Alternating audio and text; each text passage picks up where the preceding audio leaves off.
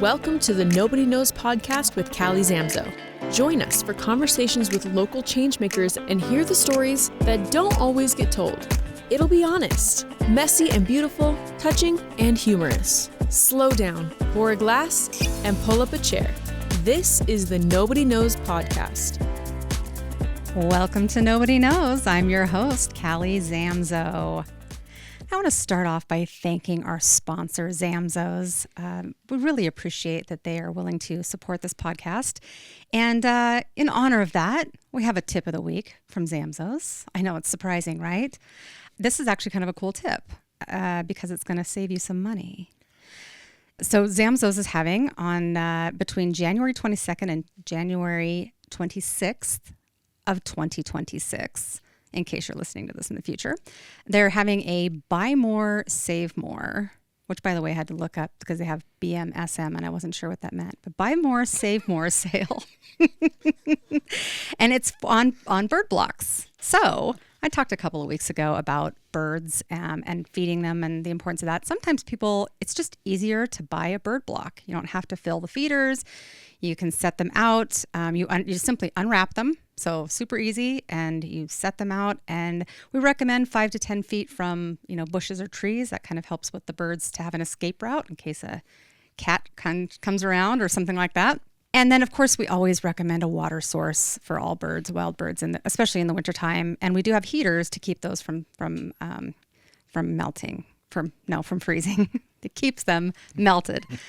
Anyway, you know what I meant. Long story short, we love our wild birds. They are a beautiful part of this valley, and this is a wonderful way to save money and also feed the birds. So really quickly, if you buy one, apparently during the sale, you get $4 off. If you buy two, you get $10 off. And if you buy three, you get $18 off. So you could be feeding the birds all winter long if you take advantage of the sale. Again, it's happening January 22nd through the 26th, 2026. Okay, now I don't even know where to begin with introducing this guest. He is the producer of this show, and I guess there's two producers, but you're the audio. I'm the audio side, yeah. You're the audio guy. Jodi Sali, welcome. Hi. It's kind of fun to have you on this side of the room. It's a dream come true for me. It's great. I'm going to list off these things because I wasn't even aware of all this stuff. So you've probably heard his voice more times than you even know in this valley because your voice is used a lot. You're kind of a voice guy, and you can, you were Santa on the Zamzo's commercial. I was Santa. So, I've been Santa. I've been elves. I'm very merry. You are very merry. This is true. You're the audio producer of Nobody Knows podcast. You have 30 plus years. You're not that old. There's no way. 30 plus years. I'm older than you. You are. Significantly older than me. We'll probably talk about that at some point. So yeah, in radio and media production, 30 plus years. Yeah, that's nuts. Amazing. So you started as a teenager. You literally started as a teenager. In high school. Wow. Yeah. Okay, we'll get to that. You are a voiceover artist for countless radio and TV commercials. Lots. That's phenomenal. I want to hear some of those. I don't suppose we have any of them. I can't. I'm trying to get this page to turn. Okay, you are also the director of audio production at 116 and West, which is how I came to have you with all of this. Yeah, I've been here for 9 years. Gosh, that's a long time. So I spent a long time in radio. That was career one. And then I always wanted to be agency side. Really? Mm-hmm. Interesting. Yeah, because there's budgets. You're right. That's no fun. Yeah, the work's just better. Yeah. And so it was one of those things where, I always want to do that. And then my sister, who happens to be the COO of 116 and West. Well, that was the final bullet point. Yeah. I had her on the podcast not too long ago. She was great. She was great on the podcast. She was phenomenal. Yeah. Very Carolyn Lodge. She's one of the smartest people I know. She's awesome. Oh. It's funny because people are like, what's that like working for your sister? I'm like, have you met her? She's wicked smart and super amazing at business. It's awesome. And she's amazing at building culture. So I love your relationship, the two of you together. You're such You're what siblings should be. No, thank you. You're welcome. There's one other, I'm going to call out one of my friends from college. Her name is Isabel. We call her Tibby.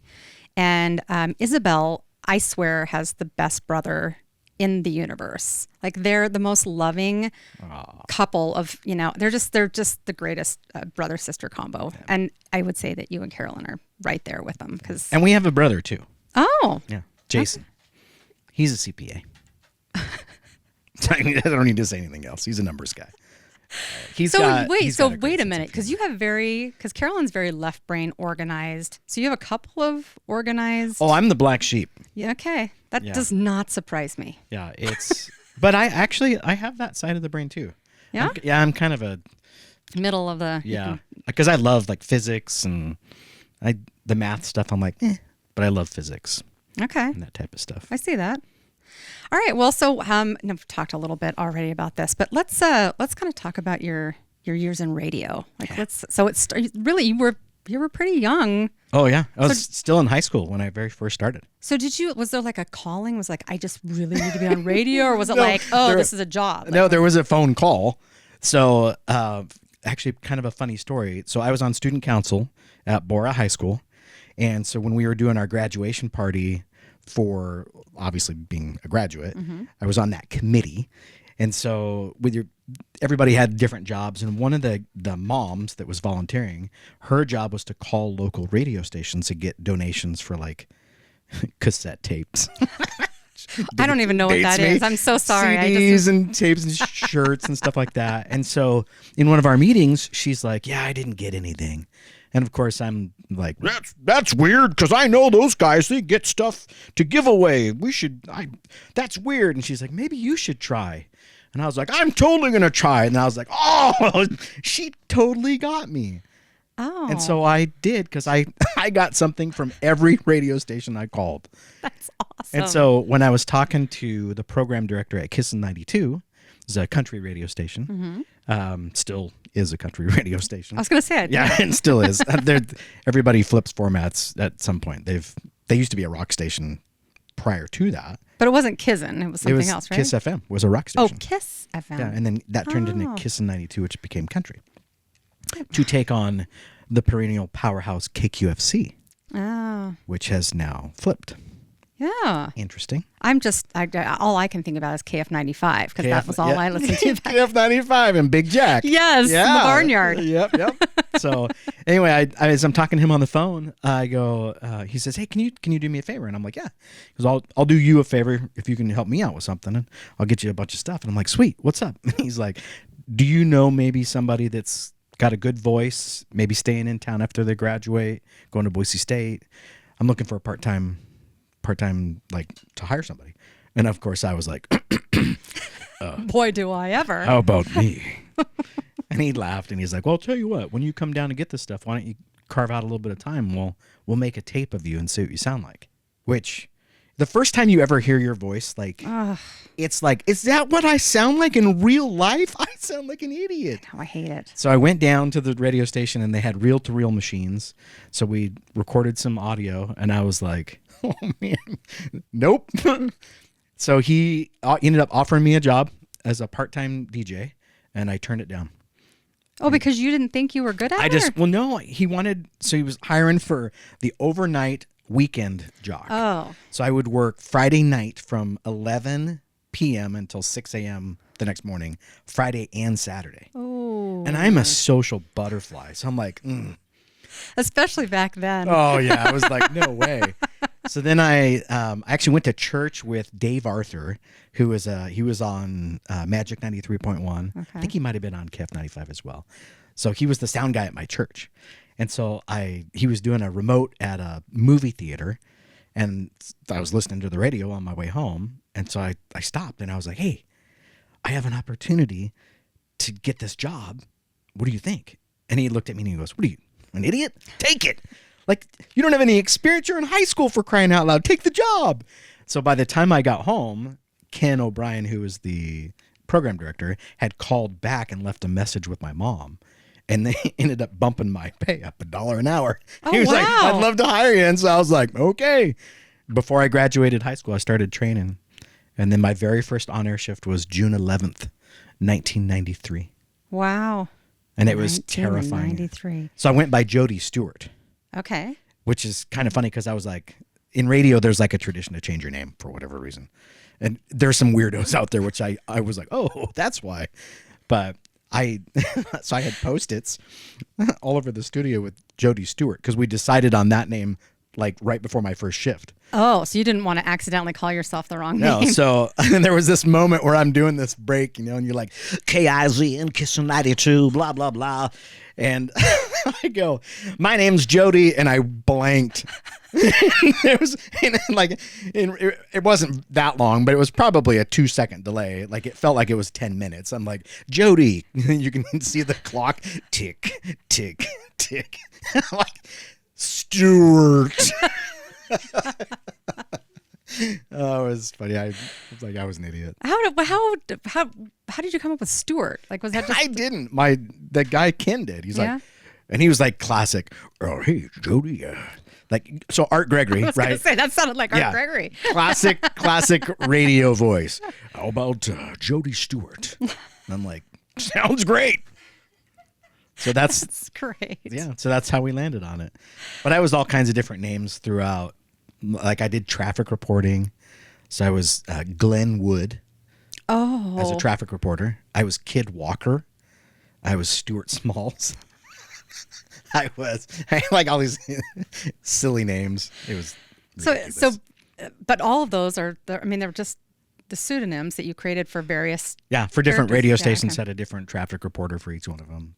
So is the whole idea that people would think that you were a different person? Like literally, they would think that I don't because know your if name people. was different. Yeah, or- I don't know if people would put it together. I certainly am not the type of person that So would put it when together. I very first started, it was mom and pop radio stations. So it was like, I think the biggest radio station group in town, Charlie Wilson owned, and he had KBOI and KQFC. And that was it, an AM and an FM. Well, then the FCC deregulated radio, and that's where you saw a bunch of like Clear Channel and J-Core and all these big Right. giant radio entities buying up all these stations and then implementing technology to be able to voice track different radio stations. And so it kind of killed the sweetness and the fun of radio because it became corporate. Yeah. But there was a time where I was on I was on 3 different radio stations as a DJ, all in the same time slot because you could pre-record it. Oh, sure. So did you sort of alter your voice a little bit for each No. one? You just did, Yeah. but you did. I was on 96.9 The Eagle for a little bit, and I was Jimmy James, which I just thought was funny. Jimmy James and the Dark Side of the Day, because I did the overnights.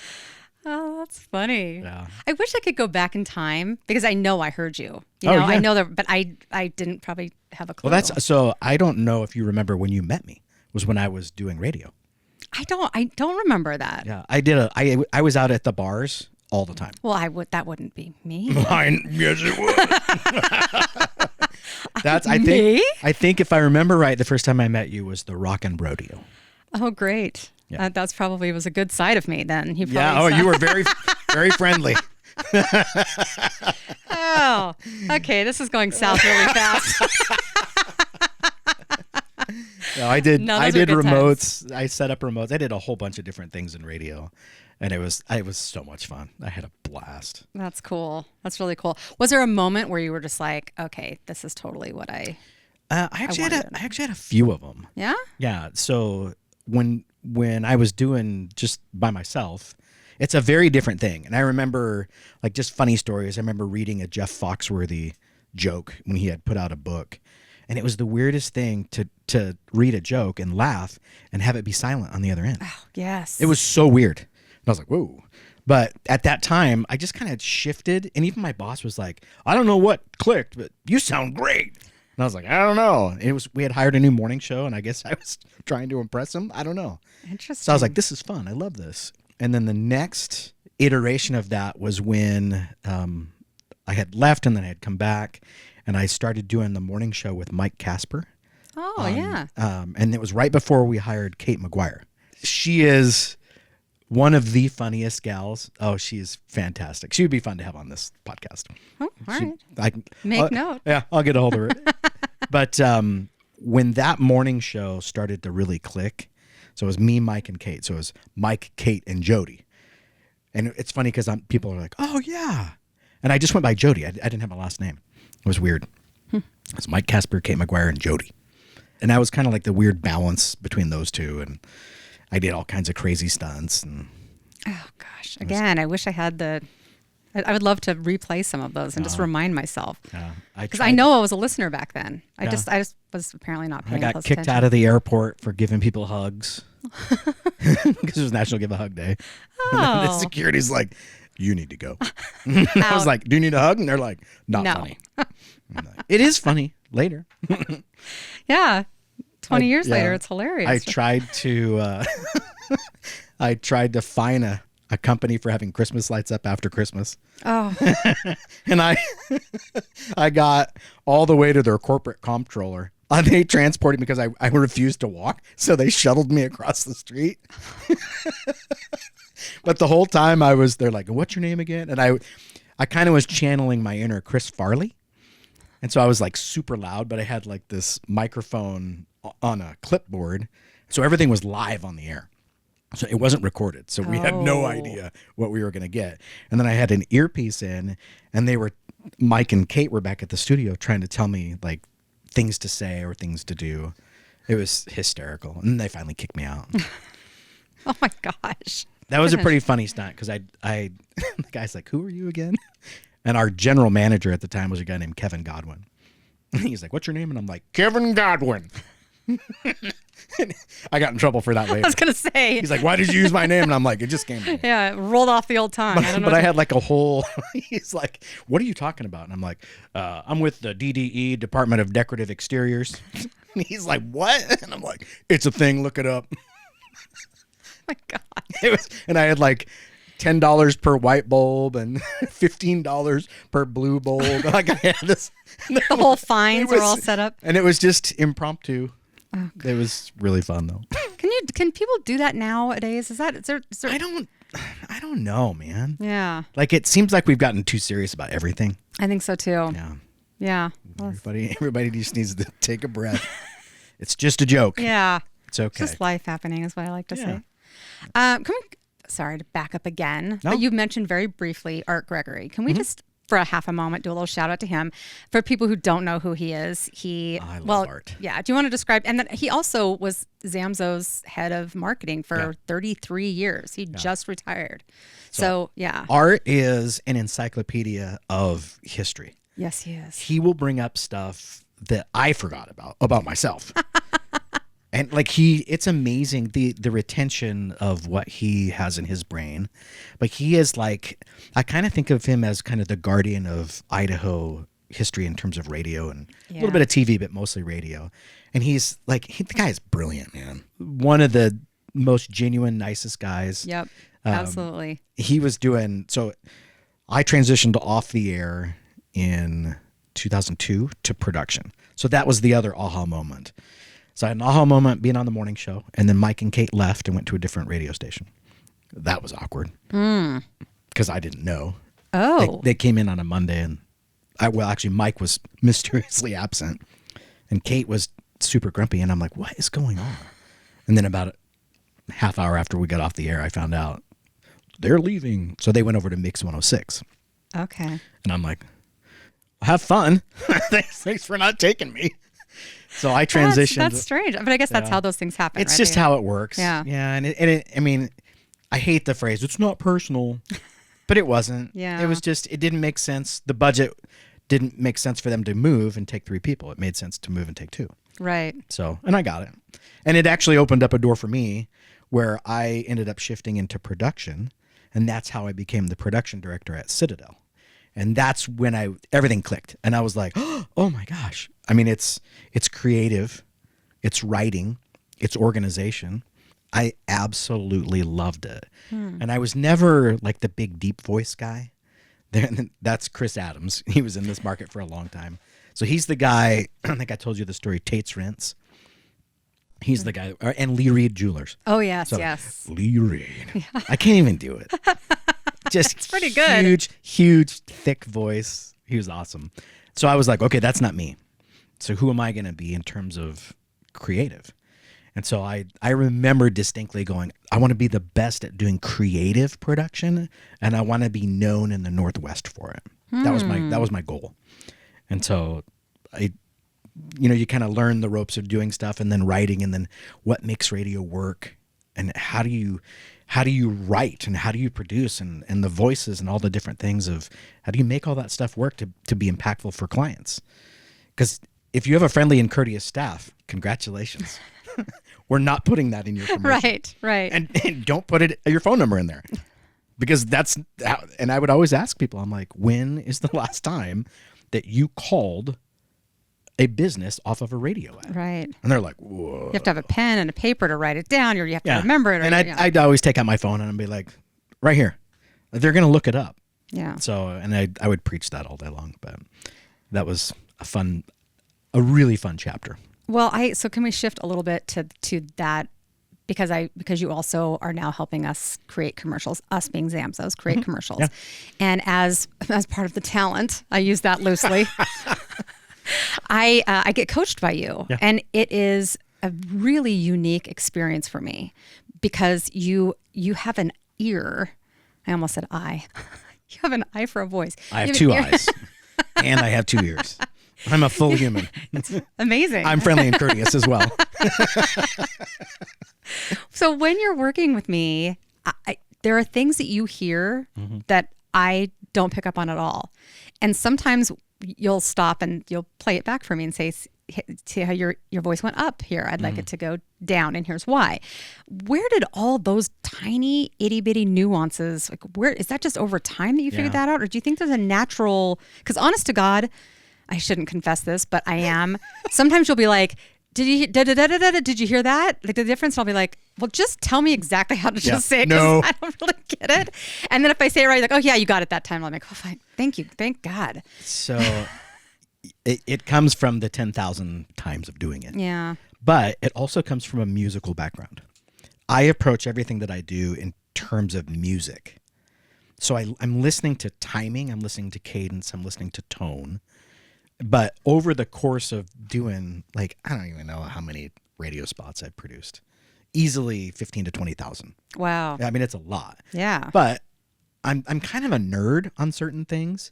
And so I researched and I read different things, and I did some workshops, and I love the learning element of that.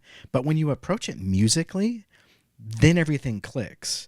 So if you go, one of the examples that I give a lot is if you go too quickly from one tone to another, it doesn't sound right. So but it feels right, Jodi. Sometimes it just feels right.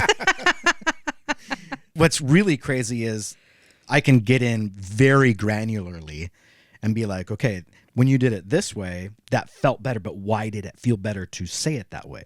And I always default to, how would you say it? Or if you're telling me a story, what's the difference? So if I always use the analogy, that's a fast car. And I always like, what's the fastest car you've ridden in? So what's the difference between that's a fast car and that's a fast car? Yeah. And all I'm doing is elongating the F of fast. I'm stretching out car. There's all these little things, the little nuances of stretching and talking fast and going really, really fast. And I talk about hands, and I talk about whether or not you're leaning forward or leaning back. Yes. What are your eyebrows on this doing? one? Yes, on this one, I want you to raise your eyebrows. Yeah. And I'm like, what? Yeah. Okay. And then I say it, and you're like, listen to the difference. I'm like, what? It's crazy. It's like magic. Yeah. And it's really funny. I talk to people because I worked with all kinds of clients throughout the Treasure Valley for a long, long time. And I get this a lot. They're like, hey, how have you been? I'll see them. I still hear you in my head.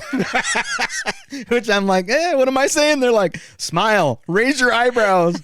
But it all translates. So, I mean, and what's really interesting is your subconscious tracks it. You can hear things in the tone of voice. You can hear if I'm engaged, you can hear it. Yeah, it's true. And so good storytellers, Paul Harvey is one of the greats of, and I utilize his, and on the 8th day, God made a farmer.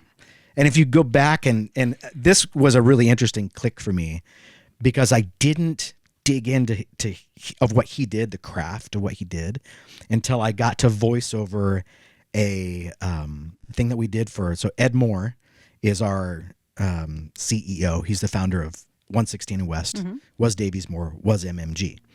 So he got the silver medal award for the Boise Ad Federation or Idaho Ad Federation. So we did a deal of, and on the 8th day, God made an ad man. He had to be, and so I emulated Paul Harvey's Farmer, but what I didn't realize was how good it was. And when you have to replicate it, you're like, oh wow. He didn't do a ton of up and down in terms of his tone. His was all cadence. Yeah, and it was speed up and it's slow down. Fascinating. But when people tell stories and they get really, really excited and they're like, oh my gosh, and I'm going really, really fast, and then they get to the really super exciting part. Oh my gosh, it's fun. It's so great. It's really it's fun to watch you work. And the other part of what you do that is very intriguing to me is the actual computer part, because like for the listener, you can imagine, they're lines. They're like it's like reading The Matrix. Yeah, there you go. It is. It's there you weird. go. And I can't really read it, but I know what it is. So as I'm kind of going through stuff and editing, and I edit. You edit so fast that it's stunning, and it's really fun to watch. Yeah. And I don't have time. I'm like, oh, how did he know? What did you edit out? Because you're like click, click, click, and you're removing things, and just from looking over your shoulder, I'm like, what? Like he just took a whole chunk out. And how did he know that was the part that was the bad part? Like Have you ever seen the Lego Movie? I have. Yeah. So when Lloyd, one. Yeah. When he figures out he's a master builder and he can see it, that's kind of what my brain does. Oh. I can hear it. So when I'm recording something, my brain is taking notes of like, yes, no, yes, yes. Ooh, do that again. And so I'm always getting alts, and I'm always getting different variations of whatever it is that you're saying. And then when I edit, I'm putting together what makes the most sense. And it's kind of funny because I hold editing a lot with an open hand. Sometimes I don't know which one it's going to be till I get there. And the funniest part is when I have to go re-edit something and I re-edit it the same way. And I'm like, huh. I guess. Like I grabbed the same thing. I'm like, well, that's cool. I grabbed the same one. I always think it's interesting because you'll say, give me another ending, but I want you to go down on it this time, or slow it down, or do what you like. But you'll say, give me like 3 different endings. And I always find that interesting because I won't know until I hear the commercial. And then when I hear the commercial, I'm like, I don't even remember which ending that was. Yeah. It's the old school way of doing voiceover was they would do it in one take most of the time because it was all done on reel to reel. So with the introduction of computers, it changed how you do that. So I was on the back end of the reel to reel era. So my very first commercials that I did on a reel to reel. And then I upgraded. So it was a 2-channel. And then I upgraded to a 4-channel, which I was like, whoa, this is amazing, because you could do some cool stuff. And then I upgraded to an 8-channel, which is this big old giant thick tape. It was really cool. And then in college, I actually did a dramatic read of Edgar Allan Poe's The Raven. Ooh. And it was really fun because I put it to music and did all kinds of cool stuff. It was a lot of fun. And then I transitioned to doing the digital stuff. But because of how you can do it, what you can do, it changed my approach to doing voice work. So when I would work with older people that had done voice work, they struggled with my direction on it. And they're like, oh, why can't I just do the whole thing? And I'm like, just trust me, do it this way.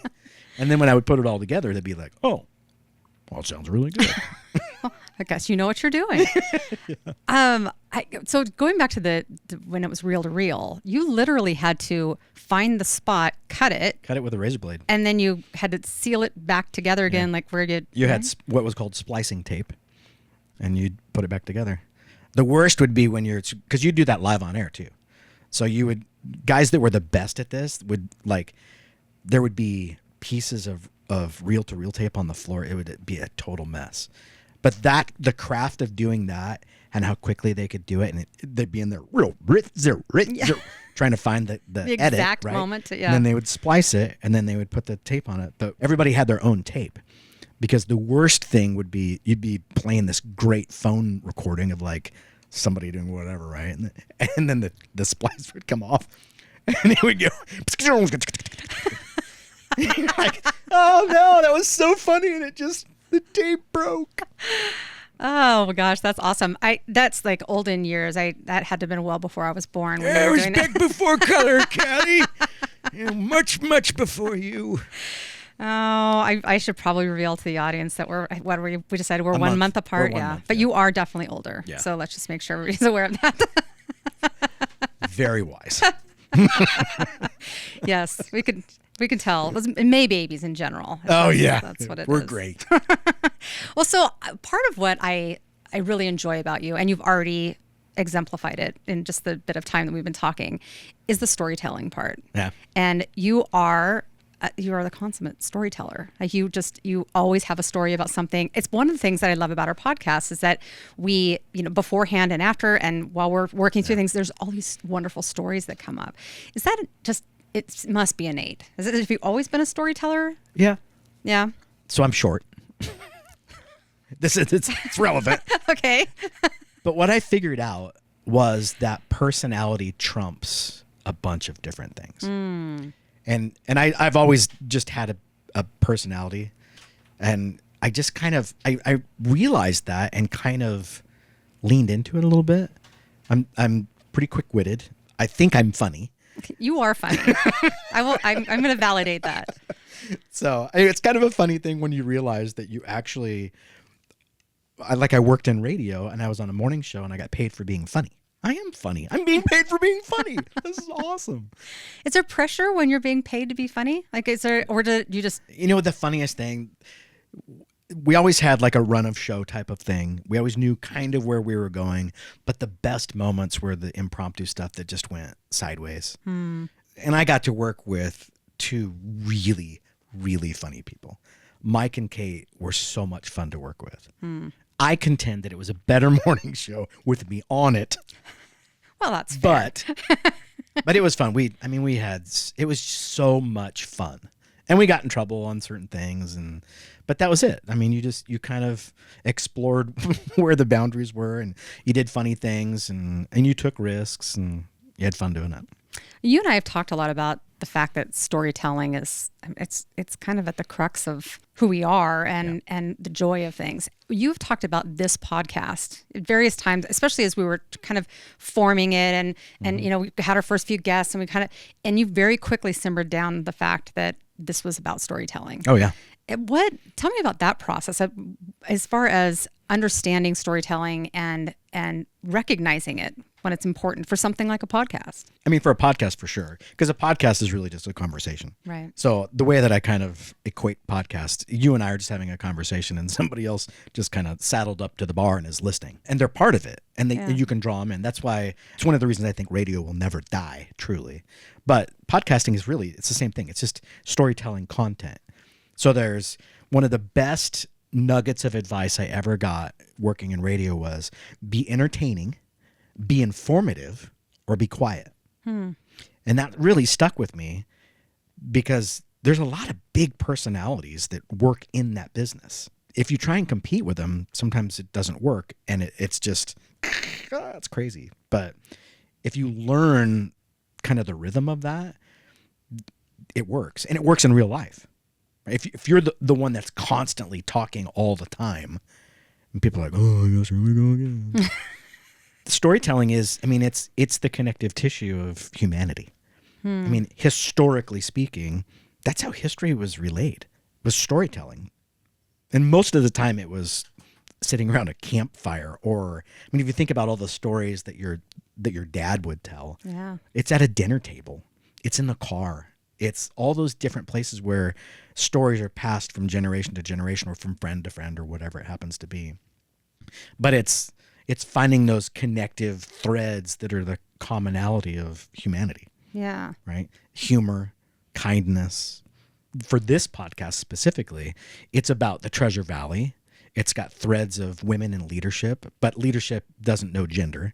Right. And leadership is not a position, it's influence. Right. It's all connected into this big giant thing that one of my favorite words is intentionality. Most of the people on this podcast are intentional about something. It's about building a culture. It's about leading a university. It's about starting a business and following a passion. It's about, for you, it's about connecting different people and telling the stories that people might not know. Yeah. But people love story. They love, like, oh my gosh, I did not know that. Did you hear about blankety blank? And that's the beauty of it. Yeah. And everybody has a story. Yes. Everybody is important. Yep. But not everybody can tell a good story. No. No, I think there's a gift to that. I think so too. So what do you think? Let's say that somebody's listening and they're like, boy, I would really like to be a good storyteller. Do you think you could simmer down, like, what are some of the elements that a person would need to, or maybe it's what are the elements of a good story? Maybe that's it. Well, it depends. Are you reading it or are you speaking it? Ooh. Well, in this case, we're speaking it. So presentation is a big deal. How do I engage you? One of the things that I absolutely love is the live presentation of stuff. So Matthew McConaughey, his book, Green Lights. Number one, it's a great book. Number two, don't read it. Listen to it. Oh, really? I want to pick apart what I just did right there. I paused. So the presentation of what I just did was, I said, don't read it. Pause, pause, pause. The point of the pause is to allow your brain to process that. I've got you. So that's a tool, right? The pause. You have to give time for your brain or the person that's listening to engage in the conversation and be part of it. If you don't give any pauses, there's no room to think. There's no room to get into the conversation. Huh. If you listen to the book versus read it, you will get a completely different experience. Is it Matthew actually reading It's Matthew, it? and you get into his head, and you hear the voices, and you hear the creativity involved in the book, and he does things off mic, and there's funny things, and he tells stories about where he was in Australia for a student exchange. He does the voices of the people, and Matthew, but just the way he tells his story, he has you, and it's so different as an experience to hear him read his story. It's so cool. Do you think, in his case, he probably, because I'm thinking about my kid who's going through all this, she's learning about the performing arts, and she's when she tells me some of the things she's doing, I'm like, wait, what? That's a thing. Like you spend a half an hour working out your cheeks. Like, I'm like, what the heck are you doing over there? And so he probably, Matthew McConaughey probably was trained in that way. But you have this ability too. You weren't professionally trained to do that. You've just done it over time. Is that correct? Yeah, I mean, there's part of it, but there's a performative element. So I'm a singer, so I've been involved in stuff like that. I love theater, even though I didn't do a lot of it. I still love it. Yeah. And what's not to love? Oh, it's so much fun. So I think it's life-changing. You can see a really good show and you come out a different person. One of the most interesting experiences that I did, I acted in a play at my church, and it was two guys, and there were this very, very minimal props. And so it was all imagination in the presentation of the play, right? I thought it was like a 5-minute skit. It was not a 5-minute skit. It was like a 50-minute long play where there's two people. So the amount of, I guess, dialogue that is involved to memorize I was like, oh, jeez, what did I get myself into? But once you got it figured out, the ability to present that and draw people into this story where it was about their imagination. Because there wasn't that much props. I mean, it was very, very minimal. But it was so much fun to draw people into the imagination, which is one of the reasons I love audio production. Because your imagination is a $1 trillion budget movie set. There are no limits to it. It's what I can paint. Yeah. And it can be anything. And the beauty of it is when you have the concept closure of what it is, it's the reason that when you read a book, it never quite matches up. The book's always better than the movie, even though the movie's great, because your imagination is going to trump it every single time. Yeah. So I say this a lot. I know I've said this to you before, or I would like to just spend a moment in your brain. I don't want to spend a ton of time in anybody else's brain. Get me out. But I think that would be fascinating because of that very thing, because we all see the world differently. We all have all of our own experiences that have created and shaped how we see things, how we process things, how we feel emotions. Like it's all, and all of that is a part of how you receive and take in a story that somebody else is telling you. So you just keyed in on something that's really cool. Emotions. Emotion is the mover. If I can get you engaged in the story, like emotion moves way, way more than statistics. Yeah. I can give you a ton of numbers and it just doesn't. But why? Why do numbers not resonate? They're there because there's no story. There's no I call it resonance. What's the resonance that connects, that makes it powerful? You know, it's so funny because I struggle with that, with numbers for sure, as far as creating the story. My husband does it very well. He can look at numbers and then I'll be like, I don't know, what does this mean? And then he is the one who will be like, this is what it means. And he's fantastic at turning numbers into a story. And that's a gift. It's a huge gift. Not everybody has that. No, I think it's literally, he sees the world totally differently than I do, which is phenomenal. I love that. But you need it. And that is the beauty of the story of humanity is you need each other. Yeah. You need the person that disagrees with you. You need that because it sharpens your blade. And that, to me, that is the key, is surrounding yourself with people that don't always agree with you. And that's okay. It's okay to be wrong. It's okay to be right. It isn't about that. It's about working together to find the, quote, best right answer. And sometimes it's a moving mark. Yeah, a lot of times it is. Okay, so let's go there. This is off notes, by the way, but let's go there. So you have this premise. I totally agree with it. We're in a very divided state right now. Mm-hmm. Actual state and in general, the state of of everything. Of everything. Right. And we keep hearing people say that. That people say, well, we got to sit down and we have these conversations. And I think there's plenty of us that are open to doing it. There's not a lot of venue for doing it. How is this going to happen? How are we going to go from where we are now, where we're very divided and where we all really, I'll talk to you all day, to actually having these difficult conversations that need to be had, and where we share open-heartedly how our perspective, while also listening to somebody else's perspective to come up with a joint solution that we can all live with. The vulnerability that's a big deal because it's not about being right. That's the first thing. It's not about being right. There's multiple ways to skin the proverbial cat. Yeah. And sometimes the immediate solution is not the best solution.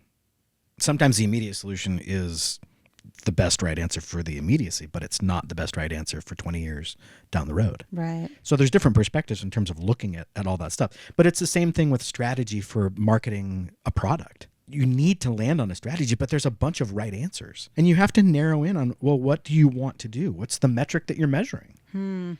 So that, to me, part of the big conversation that's happening right now is there's too many metrics. There's so many metrics, and there's really good things that are happening in terms of motive, but how do you get it done? Right? That idea of the three levers I love, like it's either going to be good or it's going to be fast or expense, right? Yeah. Or cheap. It's the same principle. Again, what's the metric that you're measuring? How are you judging it to get the best right answer? That's a good point. So maybe a lot of what's happening with miscommunications and whatnot is that some people are thinking further down the road. Other people are thinking right now. Some people are talking about this particular subject. Somebody else is talking about a nuanced version that's over here. Yep. So there's too many metrics. Is that what you said? Yeah. But they're all good. Yeah. They really are all good. I want to do this for blah, blah, blah. That's awesome. How do you pay for it? Those are the conversations. Instead of arguing about who's right, it's trying to figure out how do you make something work. Yeah. And because if you get the paralysis by analysis on that type stuff, where then it becomes personal and everybody's clacking their heads, you're wrong, and then we start name calling, and then it degrades. Exactly. Right? My philosophy in general is I'm going to hold 95% of stuff with an open hand. Right. There's going to be 5% that I'm going to hold with a closed hand, where I'm like, ugh. Here's what I think. But I remember when I was in college, I was going to be a teacher. And I got to take a class from Pat Beater, who is former Mayor Dave Beater. It's his dad. Oh, okay. And Pat was awesome. But he gave you enough room to go hard charging this way, only to correct down the road. And I remember there was a kid that got kicked out of, I think it was East Junior High, for having an orange mohawk. And I remember, well, you should, rah, rah, rah. But through the course of one semester, my philosophy on it totally changed. And I was like, the kid's got an orange mohawk. Okay. Is it distracting? For a little bit. Is it more distracting to make him a mohawk martyr? Because here's the thing. Nobody cares about his orange mohawk next week. Right. They just don't care. Yeah. Something else will happen. Something Sure. else will grab attention. Yeah. And then he'll do a different color. Because Yeah. all he's doing is looking for attention. Sure. And guess what? That's okay. Good days. Yeah, I do. I feel like there are people in my life that I feel like if it was up to us and the conversations that we have, we could solve the world's problems. And I feel like you're one of those people that you're open enough and you're willing. And I think it's curiosity. Like that's the biggest thing. If you can approach any of these things with curiosity instead of immediately being like, oh, you think that way, you're bad or you're wrong, or instead of like, okay, help me understand it from your perspective. That's the key. It's hard. I love the episode we had with Jeremiah Shin was fantastic because he really nailed that at a very high level of leadership, where he's like, I want to hear, how did you get to that conclusion? Like, walk me through your logic. Walk me through your worldview, because I can glean. I might not agree with you, but I want to know how you got there, because there's certain things in there where I'm like, oh, that is important. Well, how can I reconcile the thing that you hold as very important and the thing that I hold as really important? Can I reconcile them? Yeah. And if I can't, why? What's underneath that is the incongruence? And those are hard conversations. Yeah. I mean, relationships are hard. People Darn it. are complicated. What? Yeah. That's so weird. Can we talk just a little bit about prior guests and just things that stick out for you? Because you quietly listen to everything. And by the way, hopefully people have picked up on the fact that occasionally there'll be laughter and the whole studio you can hear laughter. Clearly it's not just me laughing or the guest laughing. So we have people in the room, and that's you. Me and Kerrigan. And Kerrigan We're Smith, laughing, and my two producers. And so I love it when the whole room erupts in some sort of emotion. Those are my favorite parts, is when things like that happen. But tell me some of your favorite either moments or guests or things. I'm kind of putting you on the spot because this is also not.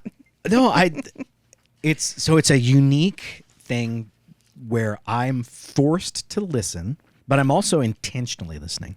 So I'm looking for nuggets. And one of my big things is, man, if you're looking for it, you're going to find it. If you're looking for something negative to bitch about, you're going to find it. Right. If you're looking for something positive, you're going to find it, because it's always there. So the nuggets out of this podcast as a whole, it is about connectivity. It is about community. It is about something bigger than you, which, I mean, I love. So the Common Grounds gals, I loved their podcast. Like, watching Dawn Day get emotional. It's one of my favorite moments. I mean, it was so raw and so pure and so good. Yeah. Did you tear up during that? I Oh, teared yeah. up. Yeah. I was getting choked up talking Yeah. about it. But that goes back to the connectivity. Yeah. Because it was so pure, it drew you in, and you cannot help but get emotional about it because he's getting emotional. Yeah. So when I'm doing work and it's something that's kind of a serious thing, like fundraising stuff or whatever, when I can get somebody to get emotional, and they get all embarrassed, and I'm like, no. That is solid gold, because it's pure and it's connective, and it draws people in to the story because it's real. Yeah. And I think about best moments and moments that I get very excited about. That you're exactly right. There's some sort of emotion that was involved with it. Yeah. Humor's good. Yes. Emotion is better. Yeah. Because humor, man, I'm an expert at this. That's my defensive mechanism. Not me. I certainly don't. I will crack it. When it gets too serious, I will crack a joke. Can I just ask you a little bit about like your job, like sitting in this room? Like what is it like being behind the board and doing, because you're paying attention to, like if we say something that's particularly interesting, you're writing it down and you're making note of it. And so you're doing all these things behind the scene. I'm just sitting here talking. I'm like, that guy's busy. He's doing something. Kerrigan's busy. She's doing something. So can you help me understand a little bit like what it is that you're doing? So I'm looking for the story moments that will grab people's attention. I'm looking for funny moments. I'm looking for emotive moments. But I'm writing down so that I have a roadmap of what the content was and how it coincides with timing so that I can go find it later. So I'm doing on the post end of this, I'm going through and I will edit the podcast as an audio form, and I'll take out certain things, the ums and the uhs and the like I'll take some of that stuff out. But I don't take it all out. And I'm intentional. No, you don't. I'm intentional about that because I want it to be authentic and real. And if it's too polished, if there's one thing that social media has taught me, it's don't be too polished, which is hard for me sometimes. That's the other element that I'm looking for is social media nuggets to just give you a little bit of an impression of what's this podcast about. My goal is to present a podcast that is informative and entertaining. And it goes back to those rules of be informative, be entertaining, or be quiet. So what is it about the podcast that will get people to listen? How do I position something to where somebody might share it? Is it a funny moment? And that at the end of the day, most of them are funny. But like the Don Day and Kara, I highlighted that where he got emotional because it was so good. Yeah. Uncomfortable, right? I'm sure that he was like, oh my gosh, I can't believe I just did that. But it was good. Well, that, and one of my other favorite moments was your sister. Yeah. And she admitted to, she bumbled a word or something like that. Oh, it was so funny. And that is one of my favorite. I literally, and remember, I'm in the podcast. Like I lived it. When I relived that moment, it was, I threw my head back. I started laughing. Clint was in the car with me. Both of us, we started laughing. It was like, what a great moment. Yeah. And it was just an error. But something that maybe an unskilled editor might slice completely out. And what's funny is what you heard wasn't how it actually happened in real life. Really? No. It was, I edited and made that so that the continuity of it made more sense. Oh, interesting. So there's some of it that got edited out, and then I moved some of it a little bit. Oh, that's funny. Yeah. And that's masterful. It's a craft, and I love it. Because again, I lived it, and I guess I didn't pay attention to what exactly. Although that happens all the time. I will get done with the podcast, and Clint will ask me what was it about, and I'll be like, I was so in the moment, I don't know. So I get really excited to listen to them because I'm like, oh, I get to actually experience it this time, and it's sometimes it's hard to listen to yourself. Like it's hard to but there's also a lesson in that too. It's okay to bumble. It's okay to be a goober because people forget. That's one of the lessons that I learned in radio. Don't ever highlight the oops that you did 5 seconds ago. They're on to the next thing. So when people get really, really self-conscious about silly things, oh my gosh, I can't believe I did that. 2 minutes later, they're like, what? You did? Huh. I didn't even catch that. They caught it in real time, and then the next shiny thing came up and they were onto that. Well, I'm going to hope that I don't bumble this. I'm going to... The pressure. The pressure's on. Raise your eyebrows. Oh, no. Smile when you say it.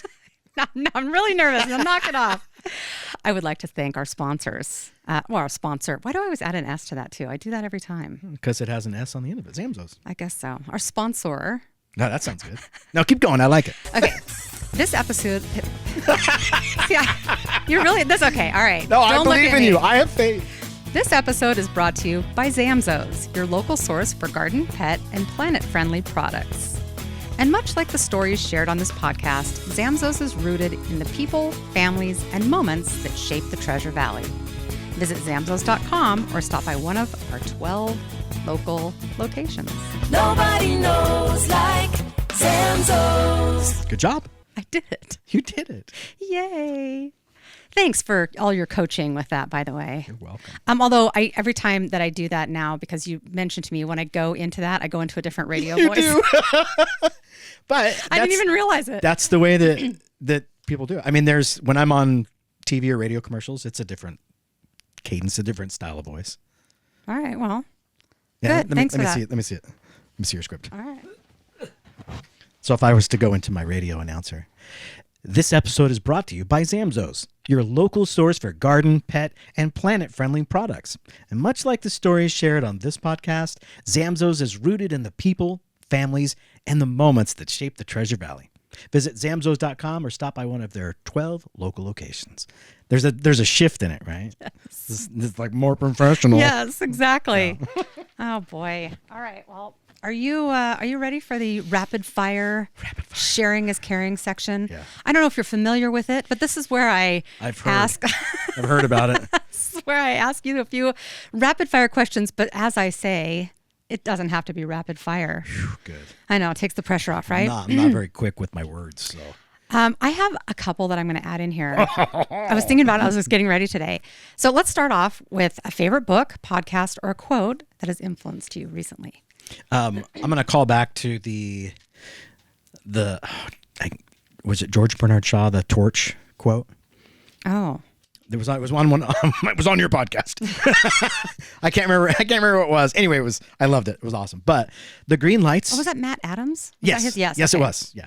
I loved that quote. Me too. Because I love the way he read it too. Oh yeah.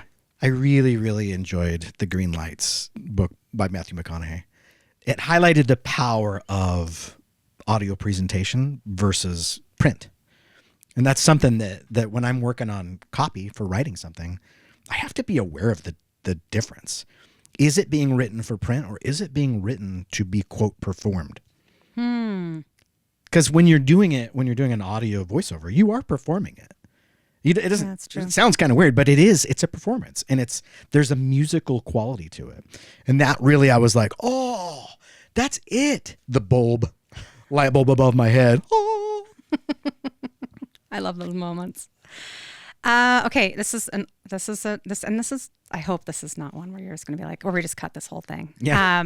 Cancel the podcast. You've listened to a lot of lyrics in your life.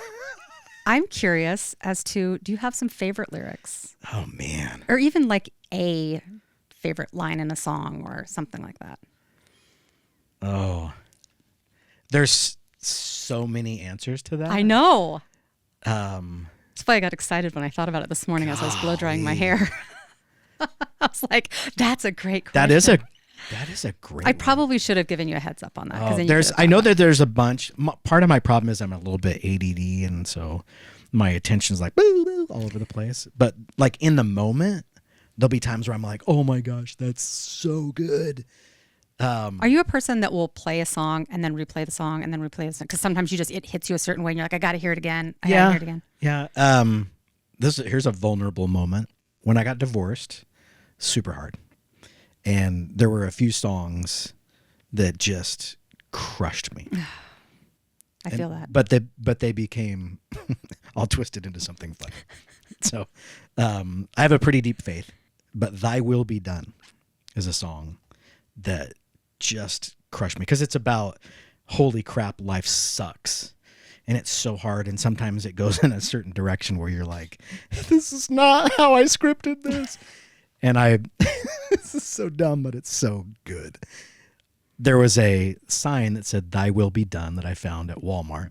And I put it in my bathroom right in front of my toilet. Because at that time in my life, I needed to be reminded. And you put it in a place where you would be reminded regularly. That I would see it. It was weird to take it down. But and again, it's a chapter, right? Yeah. But the story of what that helped me with was there's something bigger than you and it'll be okay. All right, next question. What advice would you give to someone who wants to get better at storytelling? Record yourself. Oh. Listen back to it. And so this is twofold. Record yourself and then transcribe it. Oh, it's brutal. Oh my gosh. It is brutal. I was in a deposition one time where they transcribed everything and then you have to read it and say, yes, this is what I said. I was like, what? Like, all right, final question. Well, not the final. You know, there's still one more coming. Are there any rules to that final question? Well, we'll get to that. Okay, I'm so excited. This is the every day's a new day. It's great. This is the last of the sharing is caring. Okay. And I think I've confused a couple of guests by saying that because I think people are waiting for that question and I think it's thrown them off. Anyway, this is not the final question. Something outside of work that's bringing you joy these days. Ooh. I would say my kids, like just watching them become young adults is really cool. And it's really hard. So I struggle with that a lot, actually. Yeah. Because it's an interesting time. Because my role as dad is waning. Yeah. And so, I'll always be dad, but there's the dependence. Like my youngest is 16, but she is so dialed in. It is unbelievable. She's going to take over the world. Like she's awesome. So smart and so organized and like she's everything that I wish I could be. She's it. And I'm just like, God. And I'm constantly like, I am so proud of you. Even this morning, I was like, I'm so proud of you. Will you do the dishes when you get home? I love you. Book into some compliments. That's awesome.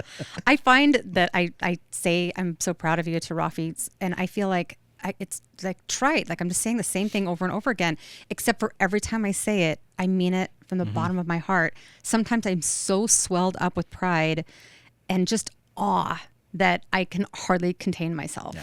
And then I'd send, something real meaningful like a text. I'm sure proud of you, honey. I think, though, I went to a seminar and they were talking about leadership and the power of parenting and how all those are additive. And it was a pretty profound realization of like, all that stuff adds up. And it shows up when they need it. And that I think that's true in anything. I mean, I love coaching. So I got to coach kids all through my kids' kiddom. And I love doing that where you can just invest in a kid and have them see in the mirror who you see. I think that's cool. I love that. Okay. Oh, it's time. This is what we ask all of our guests. There are no rules. And some people can know this. Okay. And it can be about you or anything else. I'm going to throw you a curveball. Oh, all right. Well, then let me ask it. 2 truths and a lie. Ooh. And then if you want, I'll unpack.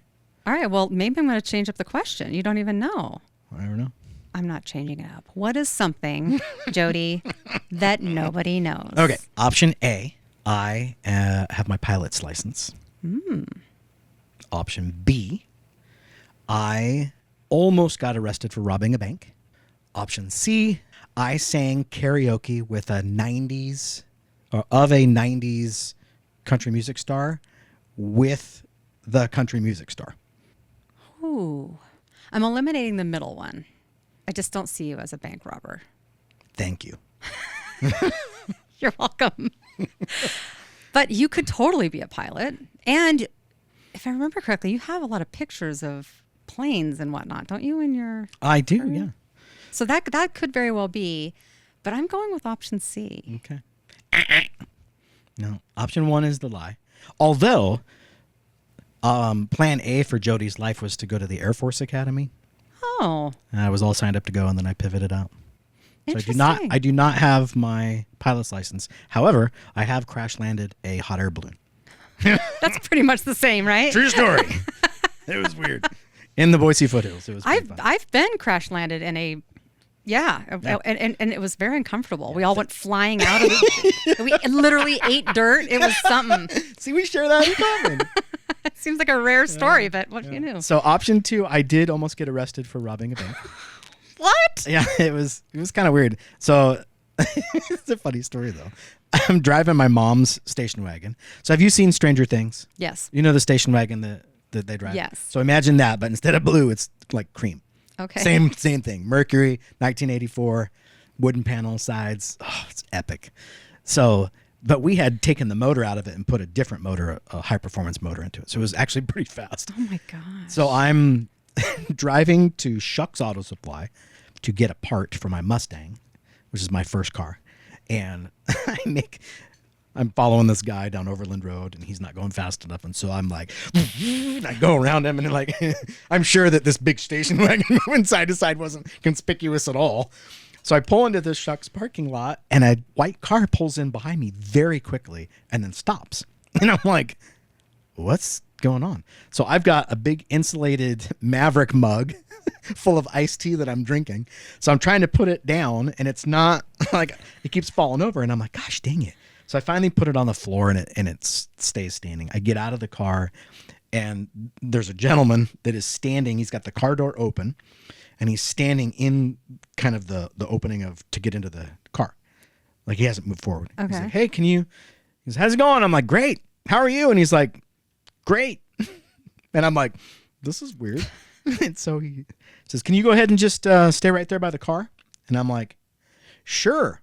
And my brain's like, okay, I've seen this on TV where the guy's using the door as a shield, except for the part where I'm not the bad guy. So I'm like, so he says, you got a license on you? And I'm like, yeah. And so I go over to hand him my driver's license. And as I'm handing him, I'm moving very slow. As I hand him the driver's license, he's got his hand behind his back. And as he reaches forward, he's got his gun drawn. Oh my God. And I'm like, what's going on? And he's like, nothing, just go ahead and step back to your car. And I'm like, okay. So I literally sit down on the bumper of the station wagon, and all these other cars come screaming into the parking lot. Gal jumps out with gun drawn. I'm like, what is going on? So he's fast forward 5 minutes, and they figure it out. And I'm like, what is going on? And he's like, well, there was somebody that robbed a Key Bank down the street, and they were on foot. And I'm like, and you saw me being Mr. Cool Guy driving that station wagon, and we're like, well, that doesn't fit. And he's like, no. But he goes, let me tell you the description of the guy. So I'm dressed. I've got a goatee. I've got an Atlanta Braves hat on backwards, so a dark hat. I've got a blue shirt on, and I've got shorts on, jean shorts, because it was the 90s. Were they cuffed? No. Oh, okay. But my sleeves were on my shirt. Okay, that's good. And he said, let me tell you the description of the guy. And he's like, dark blue hat on backwards, goatee, blue shirt, pants, and fit the same build. Like shorter guy, kind of a stocky build. And I'm like, holy cow. It was crazy.